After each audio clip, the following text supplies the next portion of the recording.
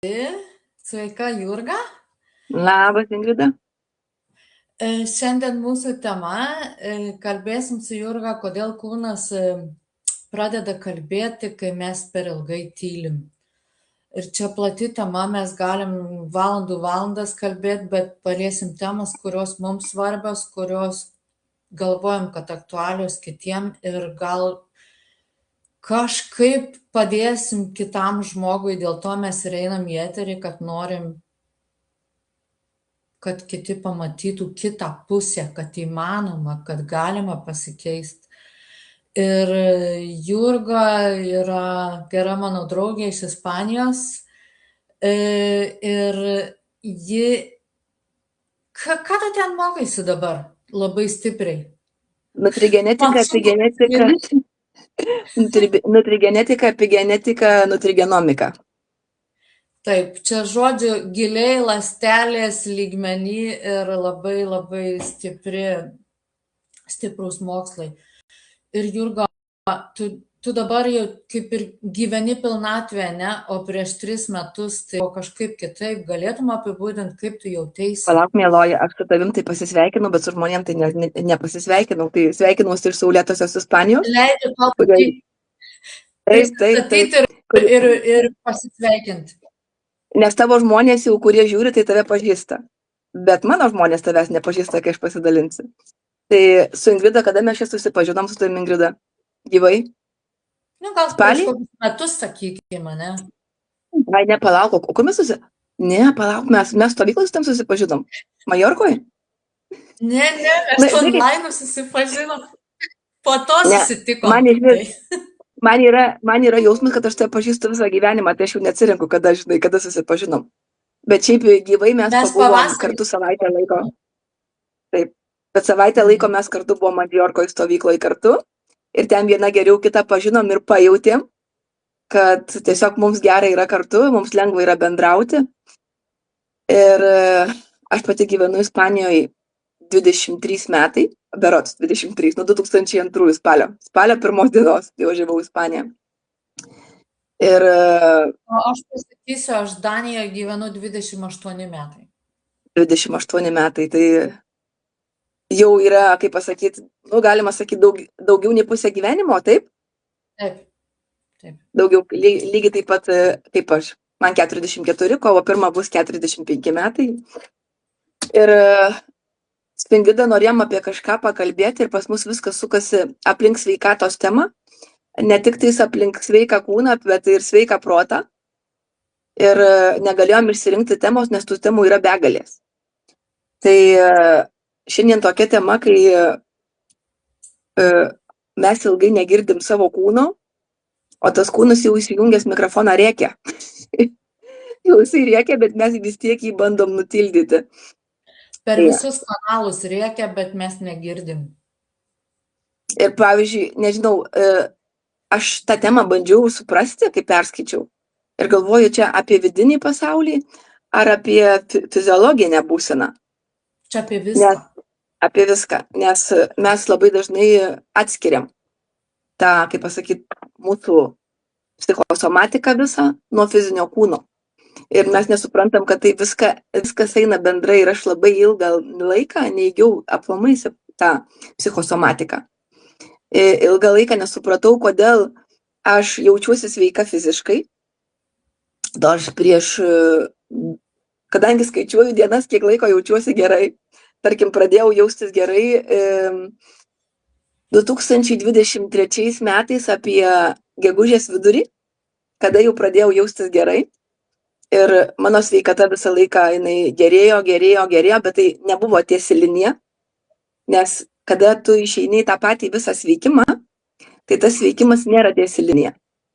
Ir todėl žmonės, kurie imasi sveikatinimosi, būna, kad jį meta, nes kada kūnas padeda sveikti, išlenda paūmėjimai, to būtent, kas pas mus buvo užslėpta.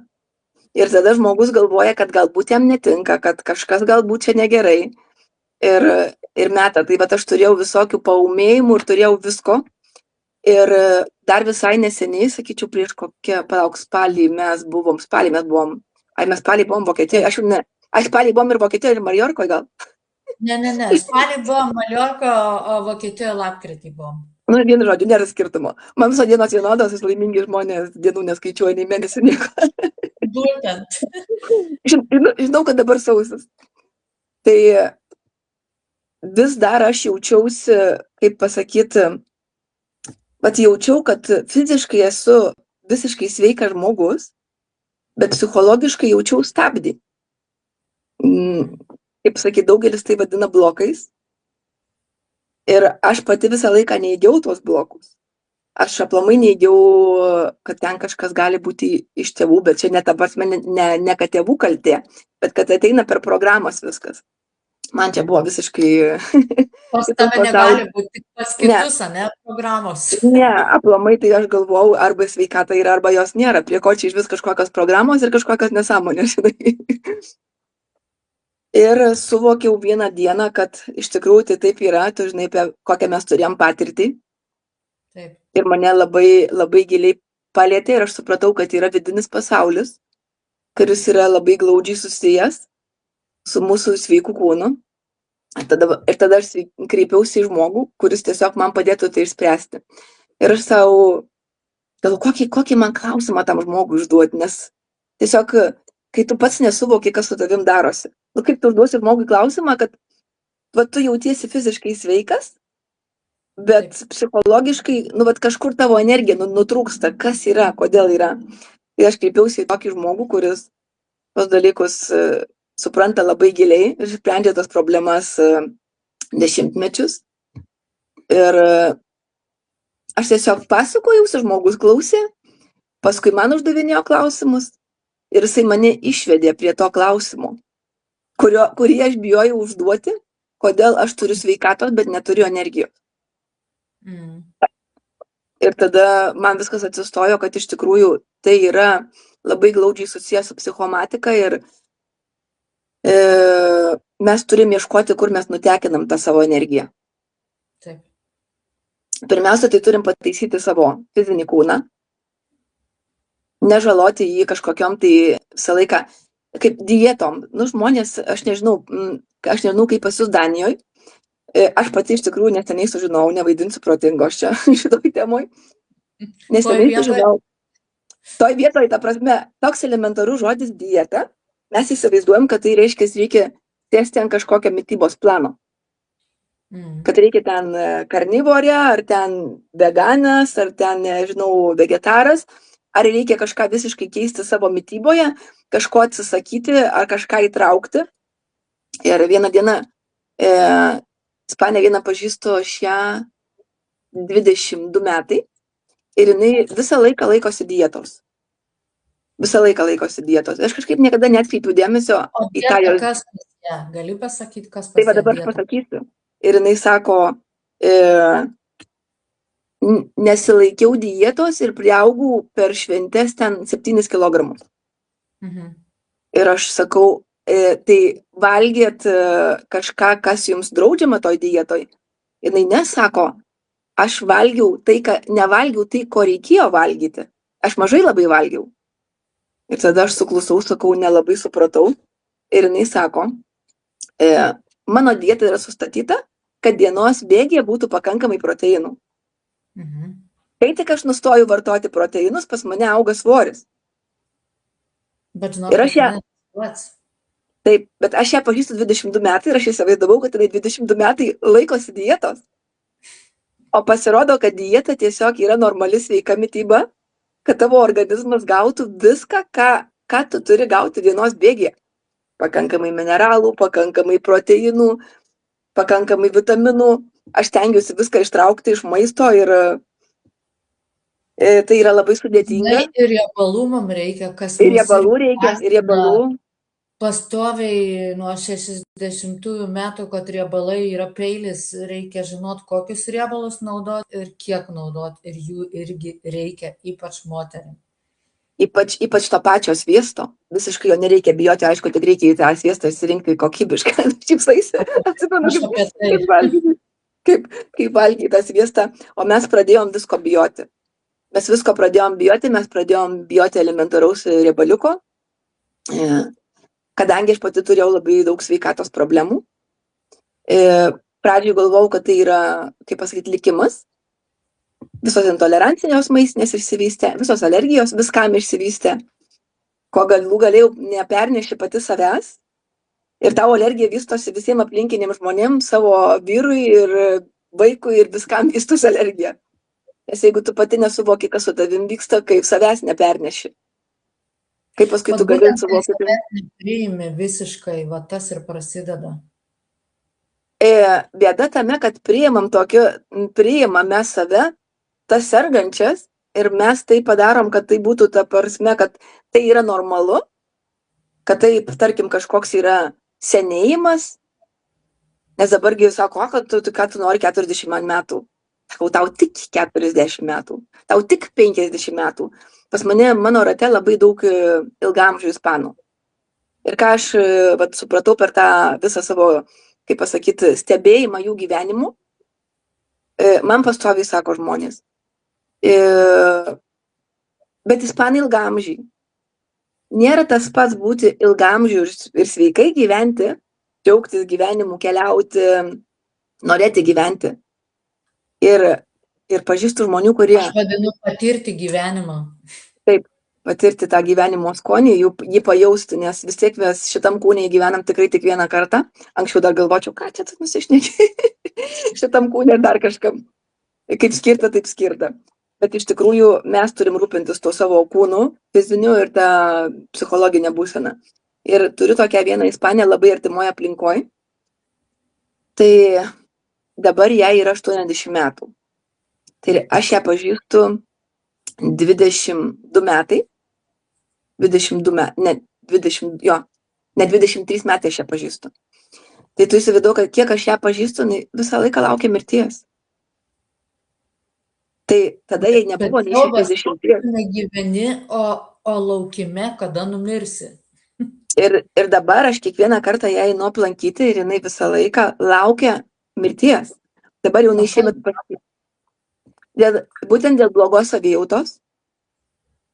Ir kiek aš ją pamenu, tai užpakalį, tai galva, tai koja, tai nežinau kas, visą laiką viskas skauda. Tai vėjas pučia į lauką neisiu, tai saulė šviečia į lauką neisiu. Ir aš supratau, kad pas žmogų 20 metų tęsiasi depresija. Pradžioje aš jos skausmų nesupratau, bet dabar suprantu, kad dėl savo psichologinės būsenos jinai jaučia skausmus visus daug labiau. Kad aš pabūnu porą valandų, pas ją daugelis skausmų dingsta. Jinai sako, tu darai stebuklus, tai aš jai patepu ar kelienius, kokiu kremu ar ką, bet aš suprantu, kad jinai su manim atsipalaiduoja. Jo, ten norėjau sakyti, ne kremė esmė, ten, kad tu paimi jai tą koją, ar kur tu ten jai tą kremą tepi ir kažkas pasirūpina ją. Nu, bet žinok, jinai ir ją rūpinasi, ir medikai privatūs, ir vaikai labai rūpinasi, visi jie rūpinasi. Bet aš ką dariau? Aš matai, ką aš anksčiau dariau klaidą, kad jai sakydavau, tu privalai tą daryti, privalai aną, bet aš nesuvokiau, kad jinai toks žmogus ir aš jos nepakeisiu. O dabar aš ją jos lygoj palaikau. Ten jau dabar krūva lygų išsivystė, ką aš suprantu, kad viskas yra tiesiog grandinė, yra nuo elementaraus nevirškinimo. Kažkada viskas prasidėjo nuo vaikystės, nuo laktozės netoleravimo. Ir toliau viskas tęsiasi, ten kaupėsi astmatas, anas ir pas ją dabar krūvos tų lygų.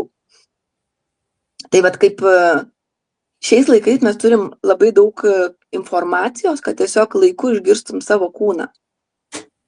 Kad pamatytum simptomus ir laiku pradėtum ieškoti priežasčių. Bet Jurga, pirmiausia, reikia būti sąmoningam tiek, kad tu norėtum pastebėti. Nes jeigu tu eini automatu, tai tu tik tai žiūri, darysiu tą, to reikia, ano. Supranti, tas būtent norėti jaustis gerai ir suprast, kad tai nuo mūsų priklauso. Ne nuo kitų, nuo mūsų pačių. Aš, žinai, galvojau dar visai neseniai, kad ateina kažkoks tai amžius, kada žmogus ateina į tą sąmoningumą ir jisai pradeda domėtis. Bet vis dėlto aš savo kelyje sutinku labai daug žmonių, kurie, tarkim, turi 20 metų daugiau nei aš. Bet jie netėjo, aš negaliu sakyti, kad jie netėjo į tą sąmoningumą, nes irgi, nu, aš kaip skamba, kaip vadinčiau žmonės kvailai. Jie tiesiog pasirinko patogų kelią, tiesiog vartoti medikamentus, eiti pas gydytojus ir neieškoti priežasties. Ir aš galvoju, ar jiems trūksta jėgų, ar jiems trūksta sąmoningumo, vat ko žmogui, kaip tu galvoji, trūksta, kad pradėti iš tikrųjų gilintis į tą viską. Žinok, aš irgi stebiu labai žmonės ir savo aplinką ir aš matau, kad žmonėm, nu visiems mums įdiegta, kad mes turim senėt, kad mums skaudės senatvėj, kad mes kažkur nepaeisim. Ir taip žmonės jau virš 40 galvoja, kad jau jie nusenę, nieko negali padaryti, mums įdiegta, kad mes negalim patys nieko pakeisti. Skauda, eini pas gydytoją. O gydytojas, nu ką, jeigu nemato kraujo tyrime, jeigu nemato kardiogramo, jeigu nemato skanavime, tai tu sveikas. Bet tu vis tiek grįžti namo, ta pati situacija. Ir aš manau, kad čia mums trūk suvokimo, kad mes galim patys kažką pakeisti ir patys save stebėti ir gilintis į save. Nereik mums į kitus gilintis, į save. Ir tada suvokimai ateina gal iš pavyzdžių, gal iš teorijos, nu, jaust save ir matyt. Tai aš manau, kad sąmoningumas yra labai svarbus dalykas. Ir manau, kad jeigu savo aplinkoje mes matom, kad kažkas kitaip elgesi negu visi ir norim pabandyti, ką tu darai, kodėl tau taip. Ir tas irgi, žinai, smalsumas dar irgi gali paskatinti keistis, bet manau, vis tiek reikia pačiam norėti. Nežinau, kaip tu manai. Aš dabar, žinok, pasisakysiu, kad aš rašau knygą ispanų kalba, simptomai ir priežastys, kurią aš išleisiu nemokamam formate Amazon. Ir net šurpai neparkuojas. Aš labai, žinok, daug ką darau ir apie labai daug ką nekalbu tiesiog. Pasilieku savo, nes labai daug kartų tai buvę, kad sustoji, nes dabar iš tikrųjų tiek, aš žinai, kaip net tuose moksluose, ką aš mokinuosi, aš pasakysiu tiesiai šviesiai, man yra per mažai informacijos. Ir su tais pačiais dėstytojais. O ką tu turi galvoj? Ten neinama taip giliai. Aš, pavyzdžiui, apie geležį, aš turbūt mėnesį kokį laiko skaitau. Jau man ten supranti, kaip pateikta viskas kaip ir abstrakčiai, kaip ir viskas aišku, bet man niekas neaišku. Ir aš sugrįžtu prie tos temos vėl, nes, pavyzdžiui, tą pačią geležį mes šiandien taip atsikėlus ir čia galvojau, palauk dabar. Tarkim, tai kas yra blogiau? Ar gerti vandenį iš krano, ten filtruotą kažkokį, ar gerti vandenį iš butelio su mikroplastiku? Nes irgi, kaip sako, tas buteliai nežinai, kur jis stovi ir kas. Taip. Nes iš krano tu geri su perteklinė tą geležim pastovi. Jeigu namas ten senos statybos, ten bel nežinau, kokie vandentiekiai miesto ar taip toliau. Ir ta laisva geležis, jinai oksiduojasi. Ir tai irgi prisideda prie mūsų iš ankstesnio senėjimo. Tai aš šiandien galvoju. Vietoj kažką daryti, yra galimybių ten. Taip. Bet ką norėjau pasakyti, kad nėra einama taip giliau. Taip giliai, tada aš ieškau mokslinių straipsnių, ieškau kažkokių knygų parašytų, tada aš juos verčiuosi, tas knygas verčiuosi, kad prieiti iki galo.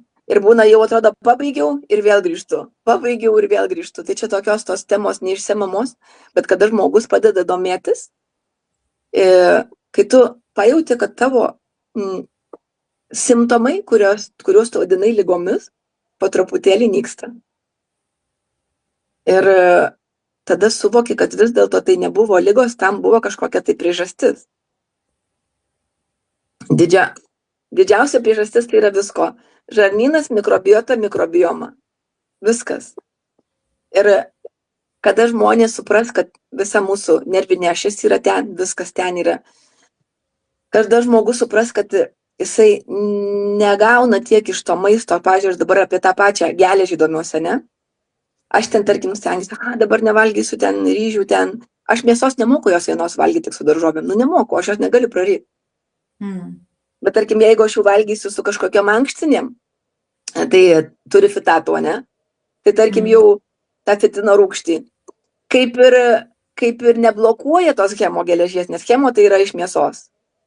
Ne hemoj, tarkim, yra jau iš šitos ten grikių, ten taip toliau. Bet vėlgi randu mokslinių straipsnių, kad dalinai blokuoja. Na, va, tokių, va, įdomių, žinai, dalykų, kai tu suvoki, kad ta mityba mūsų, va, aš valgau gerai. Aš valgau gerai ir reiškia, aš valgau gerai ir jeigu mano fiziologinė būsena yra tokia, reiškia, jos pakeisti negali, nes pas daugelį žmonių yra įsikalę į galvą. Mano mityba yra gera, dar tą mitybos planą kažkas sustatė, bet tavo mitybos planas tas gali būti kaip tuščias. Ne tai, kad tuščias, bet žinai, kas vis dėlto individualiai prieiti prie žmogaus gali tik žmogus pats prie savęs. Justi simptomus visus. Mes net nežinom kiekvieną dieną, ko mums reikia, mums kūnas pasako, bet mes patys, tai tu iš vakaro negali žinot, ko tau šiandien reikės kūnui. Va taip yra. Jeigu tu paimsi savo sąmoningą mitybą ar ten tą intuityvią mitybą, jaust, ko tu tikrai nori. Ir suprantat, kaip tu sakai, dar prisideda reikia proto, bet manau, kad bent iš mano patirties aš labai irgi apie mitybą, žinai, per savo kūną perleidžiu daug dalykų. Ir iš savo patirties žinau, kad, kai tu pradedi suvokti, kas tau svarbu, tas kūnas, jis pats žino, kai tu leidi kūnui pasakyti ir klausai tu jo. Nes kol tu neklausai, tai jisai nieko nedaro, nes tave saugo jisai nuo visokio šlamšto. Bet kai tu jau leidi, tada ir pasako, žinok, nepasako, tu nori šokolado. Net nežiūri tą kūnas. Visai kiti dalykai, pavyzdžiui, aš užsimaniau vakar kiaušinio virto ir viskas. Ir viskas, aš negaliu viriau kiaušinių. Tai va, iš tikrųjų reikia dar ir klausyti savęs, bet čia aišku procesas, čia ne per vieną dieną tas ateina, kas pradeda tą daryti, tai paskui suvokia, ir visiems įmanoma tai. O kas yra ta sveika mityba? Bent mano nuomonė, per mano kūną, kiek maisto perėja, o perėja per tiek metų daug, labai mažai sveikos mitybos, kad ir aš ekologiškai bandžiau maitintis, aš ant savęs išbandau. Ir iš tikrųjų vis tiek tavo kūnas kažkiek tai serga, kažkas tai yra. Ir tai iš tikrųjų labai labai sudėtinga šiais laikais sveikai maitintis, vadinamas tas sveikas maitinimasis, tai kas tau tikrai tinka kūnui ir kur tu, dėl ko žmonės sustorėja, nes kažkas tai disbalansas kūne. Irgi, daug dalykų. Ką tu į tai manai, kaip mums reikia tą? Visur yra disbalansas ir, žinai, aš tau pasakysiu, po žmonės dar yra labai didelis disbalansas tarp vartojimų monopreparatų. Man kartais plaukai čiaušiasi, ką žmonės vartoja ir kaip vartoja. Ir todėl, žinai, kaip tu sako, man papildai neveikia. Tau tie papildai ne tai, kad suveikia, jie dar labiau tą visą disbalansą padarė. Nes nežinojau, kaip gert, kas veikia, kodėl veikia, daug dalykų čia faktorių. Žinai, tas pats dalykas, kai tu bandai, pavyzdžiui, aš turėjau 30 metų rūgštingumą. 30. Aš nesuvokiau, nuo ko jis yra. Kažkada, gal man 10 metų buvo, Kaune ligoninėje guliau ir man turėjo tokį paimti rūgštingumo tyrimą, vamzdelius tokius kišti į gerklę, ten 5-6 valandas gal reikėjo sėdėti. Man to tyrimo nepadarė. Aš tiesiog negalėjau, man sakė, kiš per nosį, sakau, jūs man nieko nepadarysit ir man nepadarė to tyrimo, bet aš kas savaitę rijau tą žarną. Man nustatė tulžies diskineziją ir, reiškia, tulžies latakai susitraukė. Todėl, pavyzdžiui, daug kas gali pastebėti pas mane ant sienos, kad aš labai dažnai apie tulžį kalbu. Nes, kaip pasakyti, jeigu tada būtų suvokiama, mano mamai pasakė, kad tulžis mano apsivertus. Jei nepasakė, kad jūsų vaiko tulžies latakai spazmuoja, kaip reikia skatinti tą tulžį. Ir tada man ta problema, jinai man nebūtų išsivyščius. O dabar aš turiu 34 metų susenėjusią problemą. Tai jau čia yra chroniška. Taip. Ir man dabar reikia pastoviai prižiūrėti. Tai vat ką norėjau pasakyti, kad žmogus net nesuvokia, iš kur tas pas jį yra rūgštingumas. Turėjau, pavyzdžiui, Helicobacter pylori ir aš visą laiką stengiausi rūgštingumą mušti. Ir paskutiniu metu, kai man 42 buvo, 23 metais, jau man buvo visai blogai, aš į savaitę sugrauždavau 40 Gaviscon Forte tablečių. Nežinau, kaip pas jūs vadinasi, rūgštingumui mušti. Mhm. Aš gyvenau tik ant košių kiekvieną rytą. Aš jau jų neįuostyti negalėjau iš toli, aš geriau sėmenis tas pasidarius tą visą. Geriau obuolių actą. Ko aš tik nedariau, žodžiu, bandžiau tada kelti rūgštingumą. Kažkiek nuo obuolių acto palengvėdavo. Ir dabar, ką aš suvokiu, kad pas mane buvo elementarus žemas rūgštingumas, iš karto automatiškai žemas rūgštingumas maistinės medžiagos neįsisavina, net nevyksta virškinimas, taip kaip reikia, maisto apdorojimas. Ir vat, pavyzdžiui, žmogus sako, aš sveikai maitinuosi, bet jeigu pas tave žemas rūgštingumas elementarus. Ir visa tavo grandinė žmogus net nesupranta, kad iš maisto jo organizmas tokioj būklėj, kokioj yra, jeigu tu jautiesi, kad kažkas negerai, pirmiausia, reikia būti sąžiningu su savim. Kažkur kažkas stringa. Tada iki kiek tu sugebi protingai pasiskaičiuoti, kad įvyktų sintezė iš to, ką suvalgy, iš to pačio elementaraus kiaušinio. Bet žinai, iš kur, man norisi dabar paliesti, žinai, iš kur prasideda, aš irgi mokiausi neuroreflekso terapijos ant veido, kurią darai, ir mes ten giliai ėjom į žmogaus, kaip pasakyti, sandarą, ir prasideda pavyzdžiui. Įvyko avarija, kurioje tu nedalyvavai, bet matei, tau šokas. Kažkur tai galėjo pasiliktas jausmas. Ir jeigu tu jo kaip pasakyti, nepažiūri, neuždarai, nesuvoki ir jis lieka. Aišku, ten per kitus įvykius gali išeiti, bet mes taip kaupiam ir nuo vaikystės kažkurioj vietoj pasidaro disbalansas. Nebūtinai ten, kur tas nusėdo, gali būti visai kitoj vietoj. Ta prasme, mes toks sudėtingas mechanizmas ir mes turim tikrai save stebėti, nes kūnas, jeigu mes turim resursą, pavyzdžiui, fiziniam kūne turim resursą, mes galim susibalansuoti save visapusiškai. Nes kūnas toks protingas, bet jeigu mes nekreipiam dėmesio į save, tai per gyvenimą, ką norėjau pasakyti, ir kaupėsi viskas. Nuo mažų dalykų.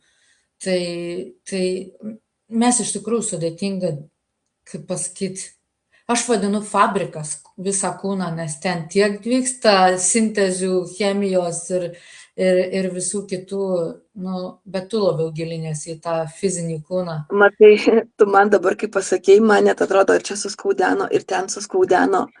Aš žinau, dažnai apie tokius dalykus pagalvoju ir kada būna bendrauju su žmogum, įsigilinu, aš bandau suprasti tą visą grandinę, nuo ko jam viskas prasidėjo, sekuencija, kaip čia dabar, seka ta visa. Pavyzdžiui, turėjo žmogus žemą rūgštingumą, tada žmogui buvo Helicobacter pylori, tada žmogui po gydymo dar paskyrė rūgštingumą mažinančius vaistus. Ką žmogus valgo? Pavyzdžiui, kad ta pati elementari celiakija kaip išsivysto, tą geną turi apie 40% žmonių. Ir aš tiesiog bandau suvokti, ir tu žinai, aš kada mąstau apie tai, man būna, kad netgi taip po kūną tie skausmai, žinai, vaikšto. Ir aš su vienu žmogu bendravau, galvau, gal man tiutių visai, bet jinai man patvirtino, kad čia yra normalu ir kad tu iš tikrųjų jauti. Ir žinok, aš labai save bandau apsaugoti nuo visokių tokių pašalinių dirgiklių, ne dirgiklių, aš nežinau kaip pasakyti, situacijų, sakykime taip. Empatiškas žmogus labai kenčia.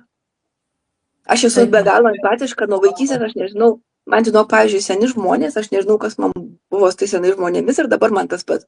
Man jisai tolygus bejėgiui vaikui ir man dar atrodo baisiau, jeigu tas žmogus yra vienas visai. Ir man kaip ir norisi padėti jam, bet tu negali padėti. Ir man, aš jau kai buvau vaikas, man viduje būdavo toks skausmas už tą žmogų. Ir aš, pavyzdžiui, dabar pas mus, nežinau, ar girdėjai, Ispanijoje įvyko labai didelis 2 traukinių susidūrimas. Girdėjau. Nieko nežinau. Visiškai nieko nežinau. Aš anksčiau stengiausi žinoti viską aplinkui, kas kur vyksta, politika, ekonomika, viską. Mano būdavo rytinės laidos, politika į ekonomiją. Dabar net neatsimenu, kaip tas kanalas vadinosi, dabar dar yra, bet čia mano buvo labas rytas kiekvieną dieną. Ausinukas ir į vonę jau būdavo iš karto tą laidą pasileidžiu. Ir aš labai giliai tą išgyvendavau.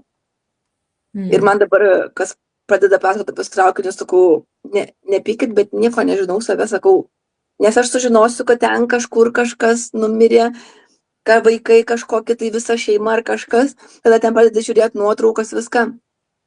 Ir tas pats su vaikais, jeigu kas nors, ar ten tėvai miršta, vaikai lieka, žinai, tai... Ir pavyzdžiui, aš gerbiu tuos žmonės, kurie, tarkim, dalinasi kačiukų, šuniukų, ten nuotraukom, prieglaudų, visko.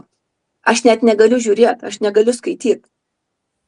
Ir aš save nuo visko to saugau, aš tiesiog iš karto praskrolinu, greitai prabėgu, viskas, kur negerai, tiesiog stengiuosi užmerkti akis. Jeigu aš negaliu padėti, tai ką man tas skausmą išgyventi. Ir ypač, kaip tu sakai, kadangi tu jautriai reaguoji viską, tai empatiški žmonės, jie, prisikaupia ne savo energijų. Ir aš nežinau, kaip tu pati, bet aš anksčiau, žinok, dar stengiausi, savo problemų tu negali išspręsti. Bet tu dar nori draugės problemas išspręsti. Tu nori, kad mama būtų sveika, tu nori, kad teta būtų sveika, tu nori, kad visi aplinkui būtų sveiki, kai tu pats vos velki kojas. Nes save paskutiniai vietai pasidedi vėliau. Taip. Aš žinok, aš dabar šiandien ryte pagalvojau, kad aš save iki tokio lygio jau buvau pastačius paskutiniai vietoj. Ir sakyčiau, labai kvailai paskutiniai vietoj. Mes moterys norim savo vaikam ir vyram duoti viską, kas yra geriausia. Gera žmona, geros žmonos sindromas. Tu ateini į parduotuvę. Gera žmona, gera dukra. Taip, ir tu ateini į parduotuvę ir tu dabar pirksi gerą žuvienę. Ir, tu matai, kad ta žuvis yra brangi.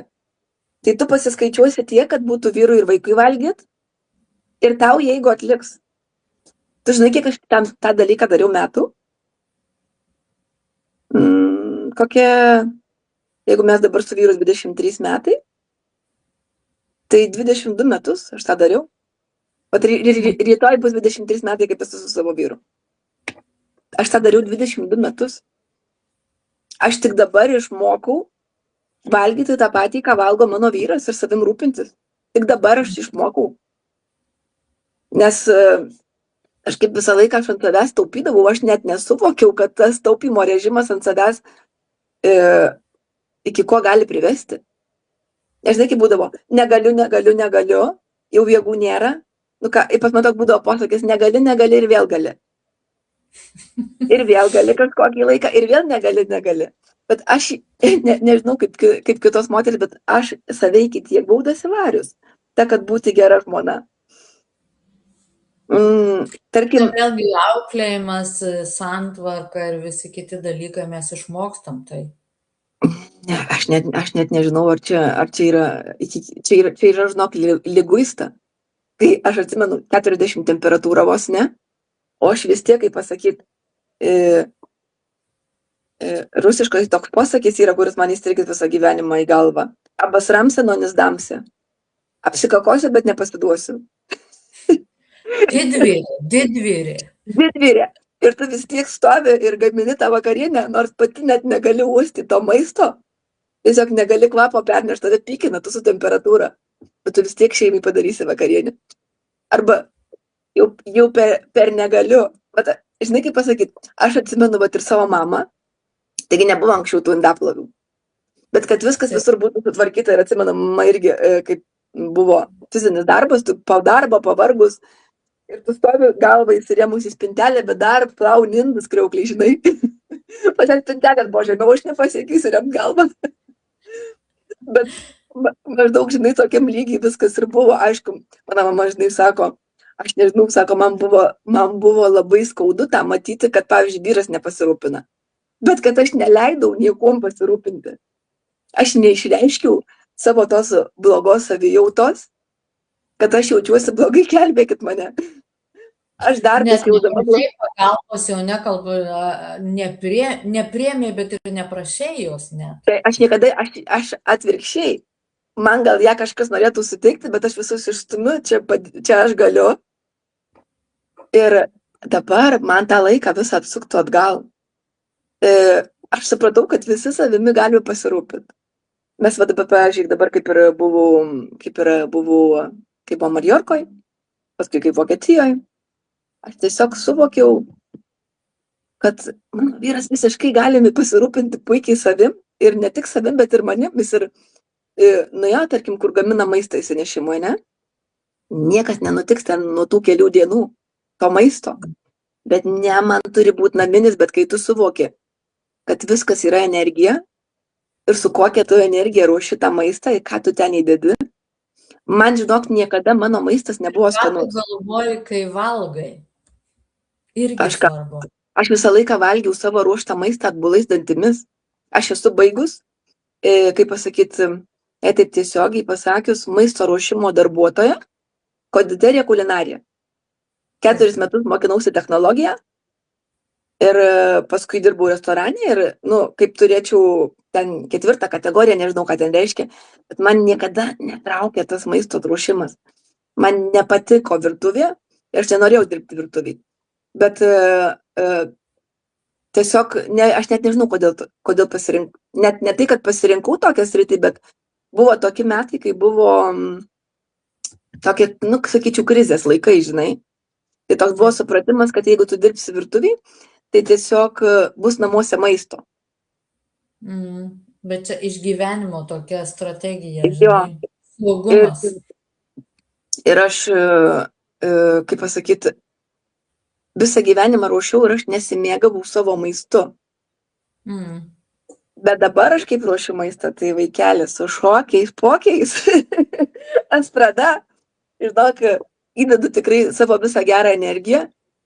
Netgi man dabar taip nebūna, kad nenoriu gaminti, nes tiesiog aš pradėjau už viską žiūrėti, jeigu aš įdėsiu tik avinžirnius, ką aš gausiu iš tų avinžirnių, jeigu aš įdėčiau, dabar dar, tarkim, ryžių, ten nedidelį žiupsnelį, kas atsiskleis tuose avinžirniuose, kas ten gausis. Jau tu per technologiją žinai, ką gausi kūnas. Ir, žinok, man dabar net įdomu, tie deriniai pasidarė, kiek, ko, kaip įdėti. Bet kas dabar įdomu, kad man pačiai skanus mano maistas. Aš anksčiau vyro tai paklausdavau, ar skanu, bet su tokiu, kad maždaug, nežinau, gal visą laiką. Bet, žinai, gal visą laiką skaniai buvo, bet aš dabar pati mėgaujausi tuo maistu. Aš jau mėgaujausi. Tai kas pasikeitė? Energija. Pirmiausia, tai pasikeitė mano sveikata. Per papildomą subalansuotą mitybą, su Fitline aš atsistačiau pirmiausia savo sveikatą, fizinę sveikatą. Taip užtruko atsistatyti, nes kai daug problemų susikaupė, daug. Ta pati, kaip pasakyti, libido neturėjimas 10 metų. Tai irgi labai įtakoja tavo psichologinę būseną. Bet jeigu tu energijos neturi, tai apie kokį libido gali būti? Jeigu tu eini per jėgą. Tai pirmiausia, reikia atstatyti savo fizinį kūną, taip. Ir aš vadinu, resursų nėra kūne, tai tu negali. Niekas neveikia. Daugelio, kaip pasakyti, žmonių išsijungia, kūnas dirba per kompensaciją, kada jam neduodi, ko reikia, ne? Tada jis padeda išjungdinėti, kur nėra būtina. tada jis po truputį ten išjungia ir jis ten jau tų resursų neteikia ir tiesiog prasideda išgyvenimas. Maždaug Taupymo režimas. Čia pataupyt galim, kad išlaikyt tą tokį, išgyvenimo režimą. Jo, ir žinai, kaip labai dažnai, kaip sako, plaukų slinkimas, irgi kūnas atjungia ten, tarkim, plaukų augimą, ne? Bet aš galvoju, va, kodėl mano visą laiką buvo plaukai kaip sveiko šuns kailis? Kodėl man ten net jungia? Nes jeigu ten būtų atjungę, gal tada aš būčiau pradėjus kaip anksčiau domėtis kažkur, žinai. Nors vienu momentu man buvo slinko plaukai stipriai, bet jau plėmais tokiais slinko ir aš nuėjau pas savo privatų dermatologą, ant kurio aš dabar esu labai pikta, labai stipriai pikta, trumpai papasakosiu kodėl. Ir jisai man sako, ar tavo tėtis buvo plikas, nes galimai tu turi alopesiją. Ir man išrašė vitaminų. Tie vitaminai iš tikrųjų labai geri, ta prasme, jie yra sukurti plaukų klinikoje čia Valencijoje. Aš juos geriau 3 mėnesius. Paskui jis man išrašė minoksidilą 2%, kas yra baisus dalykas, kaip aš dabar jau suprantu, kas tas yra minoksidilas, ir paskui kažkokį kaštonų šampūną, Triconails, atrodo, kažkokios firmos. Ir man žinau, kad sustatė ir atsigavo, bet pas mane toks jau arauostas jau buvo, žinai, ant galvos viską švietė. Ir aš jau, kaip pasakyti, buvau užsigandus, kad tikrai pradėsiu plikti. Ir dabar pasakysiu, kodėl aš pikta ant savo dermatologo. Aš gerbiu visas specialybės. Medikų, dermatologų ir taip toliau. Aš suprantu, kad jeigu jisai sakytų ieškok priežasčių, tai aš nebūčiau, kaip pasakyti, jo klientas. Iki to, kol aš nusprendžiu, kad jau man nebereikia pasilankytis. Mano dukra nuo 3 metukų buvo pasivedama kaip, pasakyti, klientas, taip čia klientas, su atopiniu dermatitu. Nes iki 3 metukų mes bandėm dar eiti per gydymo įstaigas, ieškoti, kaip tą atopinį dermatitą gydyti, nes jinai nuo pat gimimo turėjo atopinį dermatitą. Ir mes negavom sprendimą, man tada jį rekomendavo kaip vieną geriausių dermatologų. Ir aš kreipiausi ir tada pas mus prasidėjo kremukai paviršiniai. Ten Elidel, pavyzdžiui, tikrai daug kas žino, kas susiduria su tuo. Na ir mes labai daug metų vartojom tuos, žiemą visą laiką pablogėjimas. Paskui pas dukrą buvo labai tokių keistų visokių ligų. Ir įsivaizduoju, kad jinai yra jo klientė jau ilgą laiką. Paskui jinai turėjo Helicobacter pylori. Ir ateina toks laikotarpis, kada prasideda aknė. Tai pavyzdžiui, tas žmogus, žinodamas tą visą mūsų trajektoriją, jai paskyrė derkutanę, ne? Jai paskyrė derkutanę ir jinai, aš nežinau, pačią mažiausią dozę. Jinai gal 1,5 metų vartojo derkutanę. Bet jeigu tu žinai, kad tas vaikas turi atominį dermatitą, tu žinai, kad pas tą vaiką viskas eina iš žarnyno, iš ten kyla problema. Tu žinai, kad šita grandis jo yra silpna. Ir jeigu tu jam dabar paskirsi derkutanę ir tu sakai, kad jai nereikia jokio pastovaus kepenų tyrimo, kad jos nereikia stebėti, tu net, niekas neįsigilina į tavo problemą. Už tai, kad ima tik tai vieną dalį, ne? Taip. Ne, kaip čia vadinasi, ne priežastį. Nežiūri sistemiškai. Taip, ir nežiūri ne viso kūno sistemiškai, o tik tai tą dalelytę, kas ten vyksta, ką jau jaučia, bet galėjo atsitikti visai kitoj vietoje netgi. Ir taip, jai buvo pagerėjimas su ta akne, taip. Bet aš kaip pagalvoju, kiek aš sukišus pinigų į tos vizitus į viską, man čia būtų, kaip pasakyti, dzin, kaip pasakau aš. Bet paskui pas mano dukra išlindo Epstein-Barr virusas ir jisai mumise ir gyvena pas visus, sako, 95% žmonių. Bet aš supratau, kas su mano dukra nutiko. būtent tas vartojimas to derkutanė jai tą iššaukė. Pas ją viskas krito. Helicobacter pylori, jinai labai liesos su to sudėjimu. Ir kaip aš suvokiau, kad būtent tas derkutanė vartojimas ir tos visos nuo vaikystės ligos, ką jai iššaukė. Ir jeigu aš dabar neturėčiau intolerancinios maistinės, lygiai taip pat kaip pas mane šitos labai daug alergijų. Ir kada, pavyzdžiui, pradėjo vartoti Fitline, tą papildomą funkcinę mitybą, per labai trumpą laiką, nes pas ją jaunas organizmas, pradėjo viskas greitai tvarkytis. Po 2 savaičių pastebėjau, kad katinas jai nebekelia alergijos, kur mums katiną liepė laikyti balkone. Pas ją buvo ištisas nosies pūtimas. Ir kaip tu supranti, kaip viskas yra tas kūnas, jisai visada pasako, kas mums yra. Visada. Taip. Ir mes visą laiką klausom. Mes jį užtildom, žinai. Ir dabar, pavyzdžiui, aš suprantu, kad aš savo dukrai galiu padėti. Ir kad aš jau jai dabar kiek padėjau. Ir dukra mato, kaip aš gilinuosi, kaip man tai yra svarbu, kaip aš bandau suprasti, kurioje vietoje nutrūko ta grandinė, kur čia reikia ką sujungti, kur ką reikia atstatyti.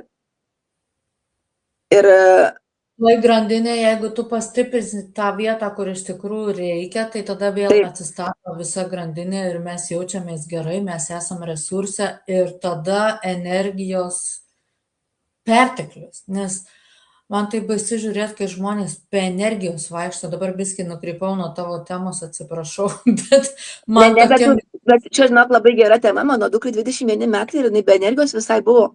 Visai be energijos. Ir mes nesuvokiam, mes dabar kalbam apie senus žmonės. Bet tu nematai, kad tavo vaikas be energijos. Apie senus žmogus aš.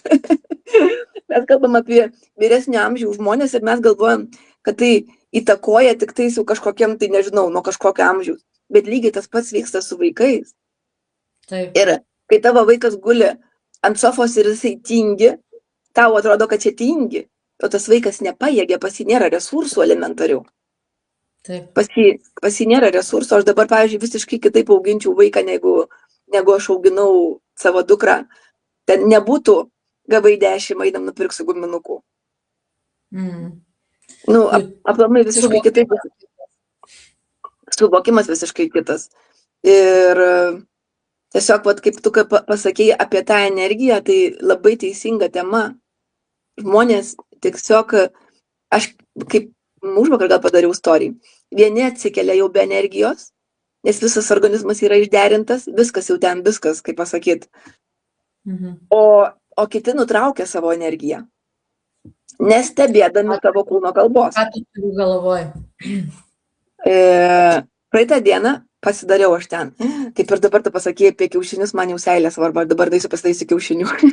Eisim virt. Aš tokį omletą pasidarau su daržovėm ir turiu pilno grūdo duoną, kur vien grūdai, ten reikia daug kramtyti. Ir aš įsimečiau į skrudintuvę ir nutariau paskambinti draugiai. Kaip tu įsivaizduojat, kalbant telefonu, koks yra kramtymas? Viskai sudėtinga. Ir aš taip važiuoju metro ir aš jaučiu, kad man tempt pradeda. Tempia viduj, žinai. Ir toks atrodo, kai kas būtų davęs per kaušą, nutrūko energija. Ir aš supratau, kad mano visa energija nuėjo ant virškinimo. Energijos jau tos judėjimui nebebus, nes mano energija išėjo ant virškinimo.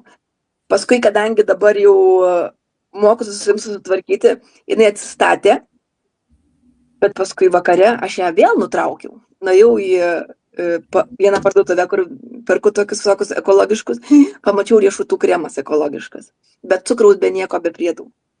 Ir crunch su gabaliukais. Grįžau namo, vieną šaukštą, kitą šaukštą. Ir aš nesukramčiau tų gabaliukų. Tai čia buvo pirmadienį jo. Ir aš tų gabaliukų nesukramčiau. Ir aš tik jaučiu, kad mane vėl išjungė.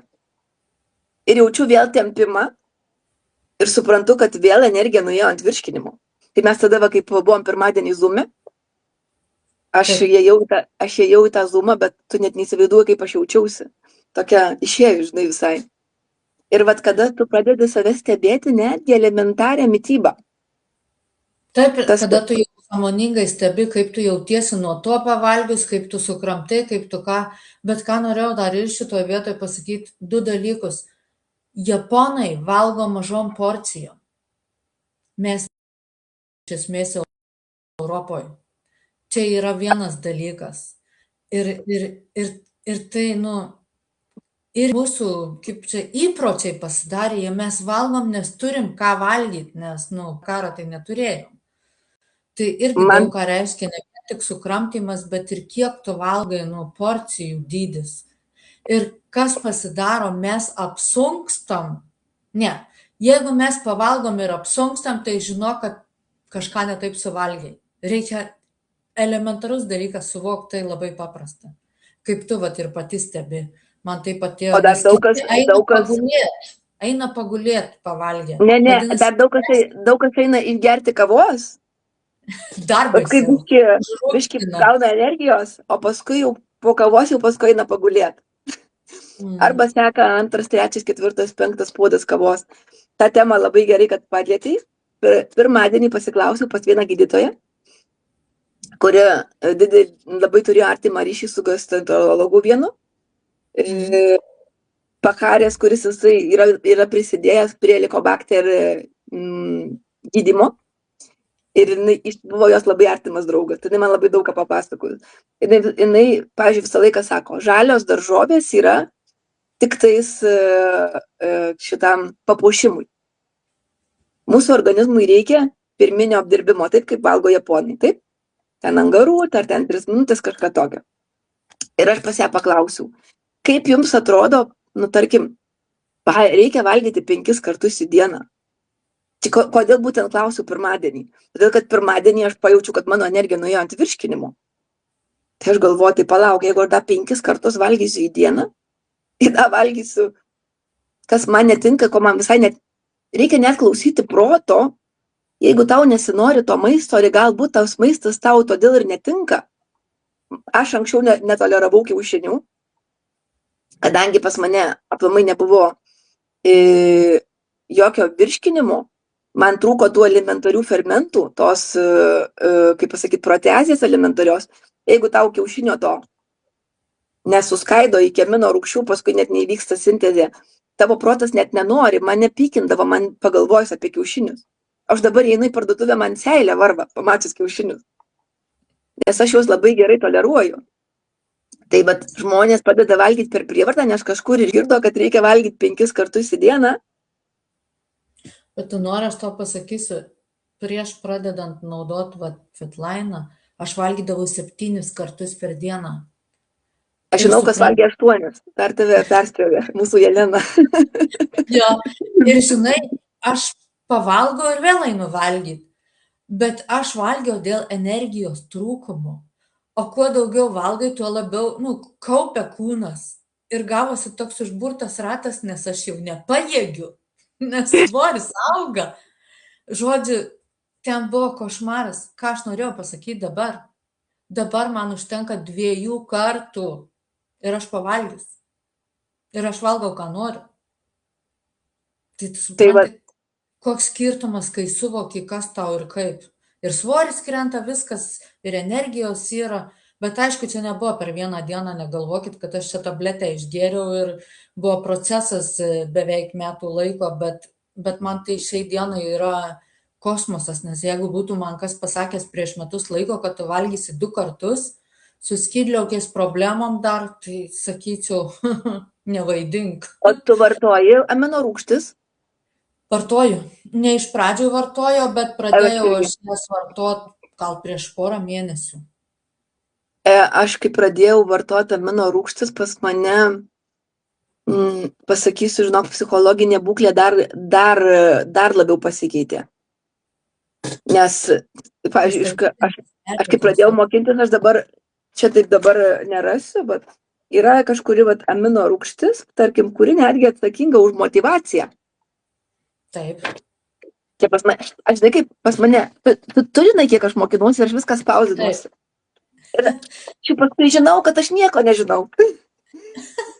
Aš norėjau sakyti, tu tiek žinai, Jurga, ir man už tai įdomu su tavim labai padiskutuoti, nes tu gilinėsi labai į tą fizinį kūną ir aišku, emocinį irgi, bet labai jau tas visas kūno sistemas, žinai, bet paskui tau nebūna taip, kad galvoji, o kaip tai iš tikrųjų yra?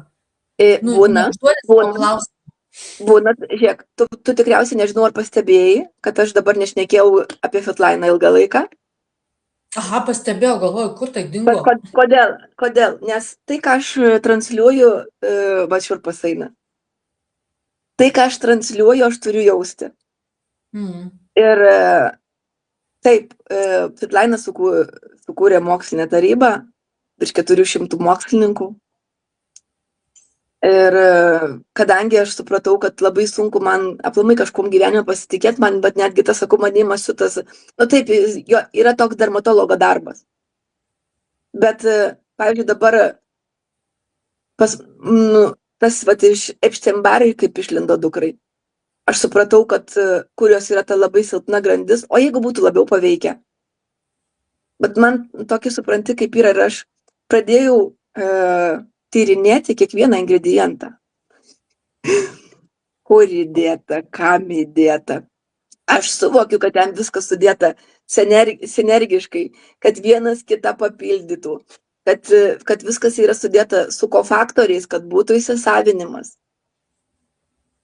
Aš suvokiu, kaip jie viską sudėjo, bet tiesiog pradėjau iki tiek, kad studijuoti.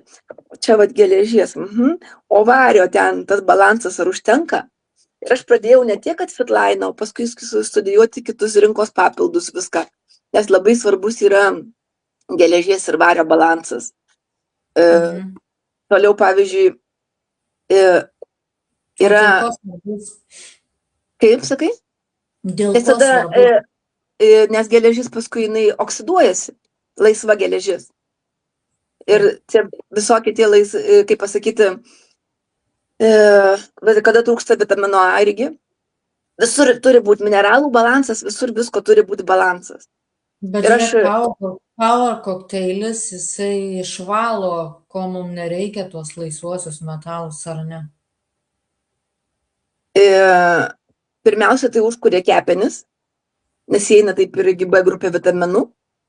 Ir, kaip pasakyti, kepenys iš esmės yra labai protingas organas, kuris geba detoksikuotis pats. Todėl man, kai aš išgirstu kepenų detoksas, man trumpas sujungimas galvoj, nes esu kažkada darius detoksą, be jokio supratimo. Tai aš gulėjau vonioje ant žemės ir aš negalėjau pasikelti, vyras buvo darbe. Aš galvojau, kad aš numirsiu.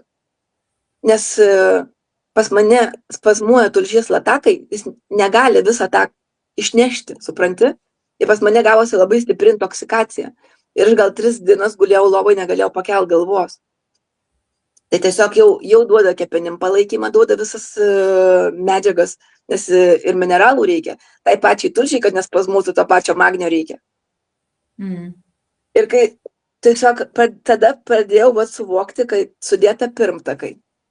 Bet kas man labai patinka Fitlaine, kad nestimuliuoja, neįmeta, kad jau tu čia gavai tą, kaip pasakyti, galutinę medžiagą, o yra daug neaktyvių formų ir pirmtakų ir sukuria tokią terpę, kad organizmas atkurtų tą visą savo mikrobiotą, tą mikrobiomą, tą visą žarnyną palaipsniui ir kad jisai gebėtų pasigaminti tiek, kiek mums kiekvienam reikia individualiai. Ir man ta NTC technologija man ten, skambėjo kaip kosmosas, iš kur ten gali žinoti, kiek ten, kur reikia, ko reikia, kada reikia ir kaip ten reikia. Ir gal čia tos, kaip pirmiausia taip pat Reuterita bakterija, kuri iš vis, kaip supranti, yra atsakinga už visą gydymo eigą. Daug kas dabar jau padeda apie ją kalbėti. Tiesiog suvokiau, kad viskas yra taip protingai sudėta. Daug kas sakytų, kad mums reikia aktyvios vitamino A formos iš maisto.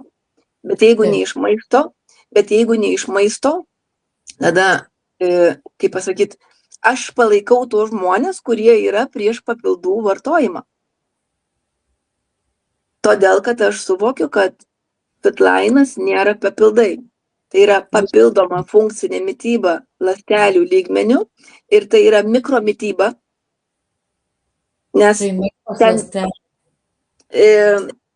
kad visko yra tik tiek, kad vyktų sintezės ir organizmas gebėtų gamintis pats. Tai vat dabar, sakiau, vėl sugrįšiu kalbėti apie fitlainą, apie tas netgi, apie kas įeina į tą fitlainą, kam įeina, kodėl įeina. Bet buvau sustojus, nes mano galvoj pradėjo kirstis daug visokių dalykų. Kaip tu gauni labai daug informacijos ir tu pradedi studijuoti kiekvieną ingredientą, nes tame, ką aš studijuoju, tai kaip maistas, visokie mikroelementai, vitaminai gali pakeisti tą visą tavo, kaip pasakyti, tarkim, kaip žmogus galvoja, taip, ne, kaip, tarkim, jeigu mano giminiai, tarkim, mano tėtis ar ten kažkas turėjo vėžį, daug kas galvoja, kad jau tau turėti vėžį yra normalu.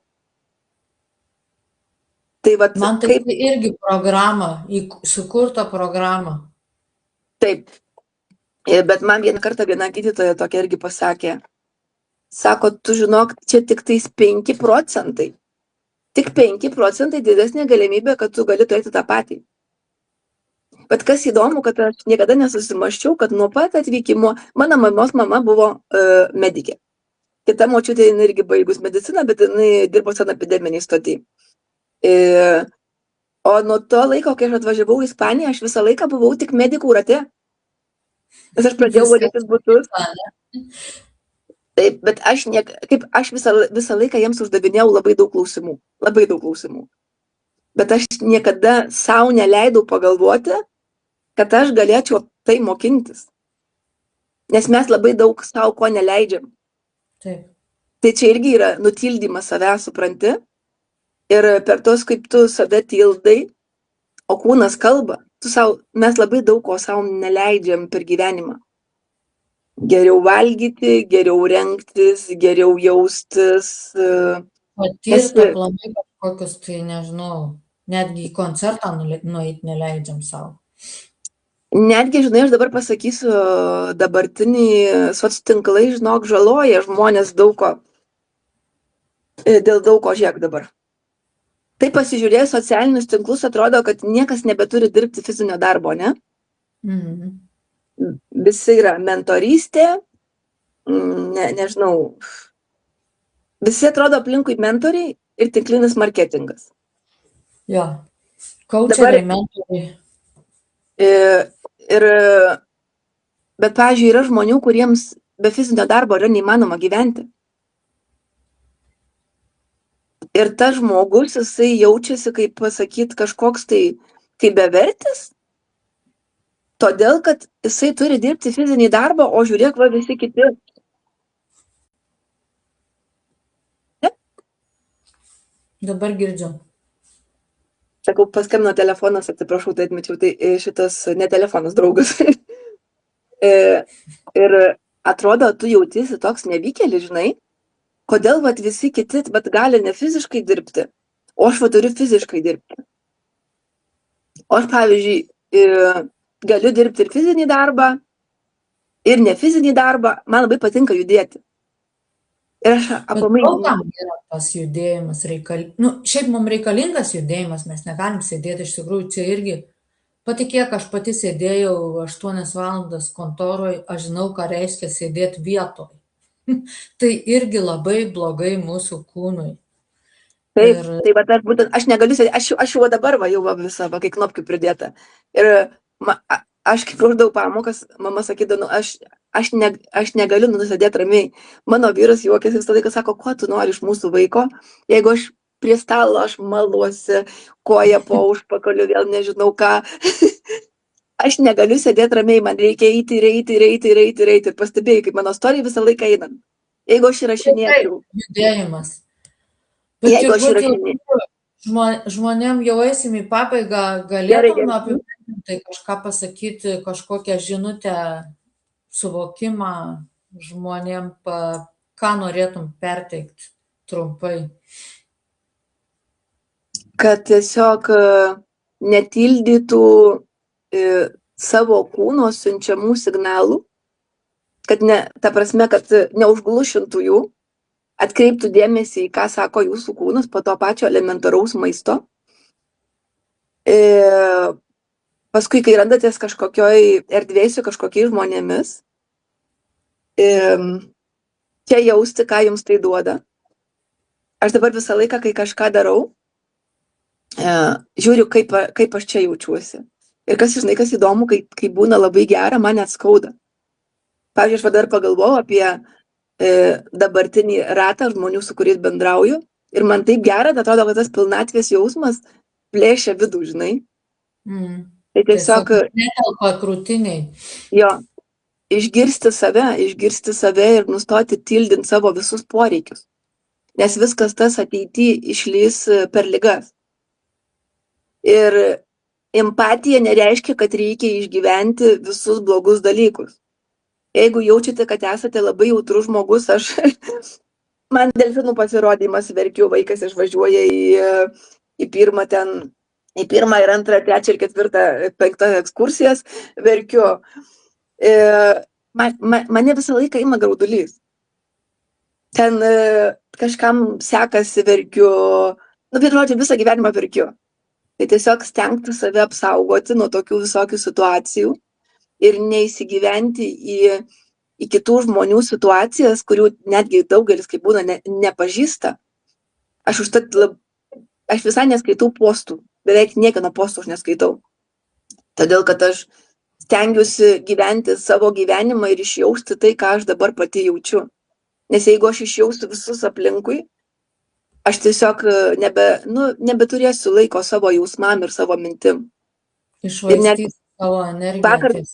Vakar, kaip mes kalbėjom apie temą, tai paskui aš pasileidžiau tokį podcastą, aš dabar neatsimenu, apie ką jis buvo, bet žinai, ką iš karto pajaučiau tam automatiškai, kad aš galvoju, rytoj kalbėsim, ką čia man reikės pasakyti.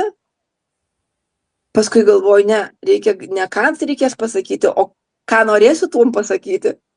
Paskui to žmogaus, kur girdėjau, man pradėjo lysti jo mintys. Ir aš, žinok, išjungiau tą podcastą ir galvoju, būk tu su savo mintim, rasi tu ką pasakyti. Aš žinok irgi, aš aišku ruošiuosi tam, bet aš ruošiuosi tik rėmus. Nes niekad nežinai, kas iš to pokalbio išeis ir kokia mūsų energija ir ką mes norėsim perteikti.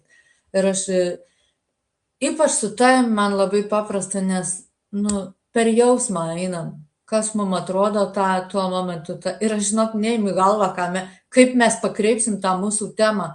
Mes temą kaip ir turim, rėmus turim, bet niekad nežinai, kas iš to įsivystys. Aš ką norėjau pasakyti. Aš vakar net rėmų nesuvokiau, apie ką tai. Ką aš norėjau pasakyti apie mūsų kūną ir fizinį, ir emocinį, ir psichologinį. Viskas yra energija ir, kaip tu sakai, mes turim savo energijoje būti, o ne kitų energijoje. Tai čia vienas dalykas ir mes turim būti resurse, o ne tam nepritekliui. Ir mūsų kūnas, jis niekada nedaro nieko prieš mus. Jis bando mus apsaugoti. Tai jeigu mes klausysim jo, tai ir atgausim resursą, nes jis pasakys, ko mums reikia. O jei resursas yra, tai yra ir rezultatas, kokio mes siekiam. Tai bendrai taip norėjau mūsų tą temą kaip čia apibendrinti. Nežinau, tu norėsi kažką pridurti. Ne, bet tu dabar kalbėjau pas mane, aš galvoju apie geležies įsisavinimą. Tai viskas gerai, pratęs geležies, kaip pasakyti, temą, nežinau, kada baigsis, galėsim apie geležį kitą kartą pakalbėti. Ne, ką norėjau pasakyti, kad netgi maistinės medžiagas kūnas renkasi, ką pasisavinti, ko nepasisavinti, kur save apsaugoti. Ir tiesiog, tu labai gerai pasakėjai viską. Nes mūsų kūnas labai daug metų kompensuoja. Daugelis įsivaizduoja, kad jaučiasi šiandien gerai. Šiandien, žinai kaip būna, man pasako, aš gerai jaučiuosi, bet paskui kažkaip tai taip išsirutulioja, kad tas ne visai gerai. Kad mūsų skauda nugarą, ar koją, ar dar kažką. Kad dar labai noriu vieną pridėti tokį dalyką. Gal mano mylima ir Irena klausys. Žodžiu, aš visą gyvenimą galvojau, kad mano yra labai didelė krūtinė ir man nereikėtų susimažinti, nes man skauda nugarą. Karts nuo karto skauda nugarą, toks kaip deginamas skausmas. Ir aš pasiskundžiu. Ir žmogus, kuris labai giliai supranta žmogaus kūną ir man sako, nusipirk tokį kamuoliuką, masažinį, susiras tašką, kur tau skauda ir pagulėk ant jo. Aš pagulėjau vieną dieną, bet man jau pirmą dieną skausmą nuėmė. Tai mes dabar tiek juokėmės, sakau, žinai, man jau nebereikia operuotis. Tiesiog surasti tą tašką, iš kur kyla ta problema. Taip. Ant kiek yra svarbu ir sakau, tas kaip mūsų kūnas labai ilgai kompensuoja. Ir netgi ta problema būtų išsivyščius, gal ten pastovus uždegimas, supranti? Taip. O aš galvoju, kad pas mane krūtinė per didelė. Čia problema yra krūtiniai. Tiesiog gali kompensuoti. Klausimas kūno, ką tu ir sakai, klausimas kūno. Tu paklausai kūno ir ieškojai. Ne, aš paklausiau pirmą Irenos. Bet jei pasakei, tai vadinasi girdėjai kūną. Aš ją labai pasitikiu ir tada aš supratau, kad tiesiog reikia bandyti. Nes mes dažnai tiesiog nenorim nieko bandyti, nenorim nieko keisti. Va tai paliksiu ir čia taip lemta ir viskas. Ir dabar, pavyzdžiui, tarkim, praeitą dieną kalbėjau, daugelis moterų pergyvena, kad kaklas drimba, ne? Irgi ten kažkaip išėjo vėl kalba apie tą kamuoliuką, kad su tuo kamuoliuku labai gerai masažų daryti. Tai va tiesiog viskas, net oda glemba, viskas glemba, tai yra kūno signalai, kad mums tiesiog trūksta elementarių resursų. Visur. Oda didžiausias organas ir tiesiog senėjimas yra, kaip sako, nauja vėžio rūšis. Apie tai dabar labai daug mokslininkų kalba. Ir nereikia to priimti kaip visiškai normalu. Nes labai dažnai komentaruose skaitau, bet tiesiog nešvaistau savo energijos ir nekomentuoju. Žmogus, kuris yra taip nusistatęs, jis taip ir toliau galvos, nežiūrinti tai, ką aš parašysiu. Aš nepakeisiu per vieną komentarą jo požiūrio. Bet aš dabar šiandien kaip tik su draugė kalbėjau, žinai, sakau, 45 metai, kiek čia bus jau už mėnesio. Jokių nėra intervencijų veide, nieko. Kada darau tą veido fitnesą, maitinu kūną iš vidaus ir aš tikrai stengsiuosi kuo ilgiau išlikti jauna, be jokių intervencijų, be nieko, kodama, kur kažką galiu pastiprinti, ar darydama pratimus, ar tiesiog į kūną iš vidaus stiprinti tą visą mūsų organizmą. Kokių resursų trūksta, supras? Taip, ir nusistatymas dar, kad mes nesenstam. Nėra mes nesenstam. Man žinok, man tie žodžiai senėjimas, amžėjimas nepatinka. Ne dėl to, kad aš bijau. Man net kažkaip dabar visiškai tas pats tas amžius. Nesiderina. Tiesiog nesiderina, ne? Aš pas vieną ispanę paklausiu, kuri man yra, kaip pasakyti, ejemplo pavyzdys, kaip reikia nugyventi gyvenimą. Ir aš pas ją paklausiu, kelerių metų norėtų sustabdyti savo gyvenimą. Ir man atsakė 60. Ir aš labai nustebau. Ir aš tada sakau, o kodėl 60, ne 40? Nes sako, aš 40 dar buvau visiška glušė. Kuris sako, ir verkė, ir daug ko nesuvokė, ir ten ar su vyru nesugebėjo susitvarkyti, ar ten su vaikais.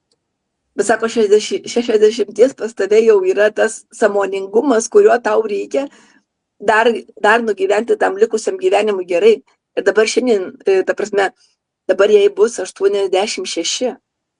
Kruizai, kelionės, kokį dabar surinkė 3 karalių, kokią šventę namuose su vaikais, bet visą maistą užsisakė. Neapsikrovė galvos ten su žaidimais visokiais. Mane tiesiog tai labai žavi ir aš tada suprantu, kad aš dar glušė. Palauk, viskas čia gerai daro. Apie geležį įsiaiškis ir viskas susidėlios. Oi, ten su ta geležim. Su ta geležim. Turbūt vis tiek baigiam, nes mes tai galim čia 5 valandas kalbėti. Nes tema tai labai plati.